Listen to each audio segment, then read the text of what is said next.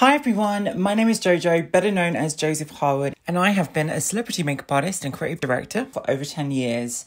I'm so excited that over Pride season, I've been able to partner with both NYX and the wonderful new platform Retrieve on a masterclass series, which is a rare thing for me because I keep my secrets hidden.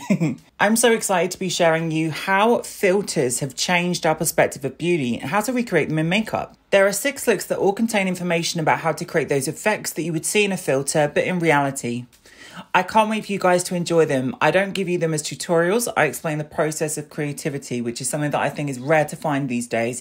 People love the before and after, but they want to know the process, so that's what I've given you. Thank you so much, NYX. Thank you, Retrieve. Retrieve is a brand new platform that combines elements of Patreon, OnlyFans, the YouTube that we love and have been on for over 10 years. And I can't wait to share it all with you. Please enjoy the tutorials and let me know what you think.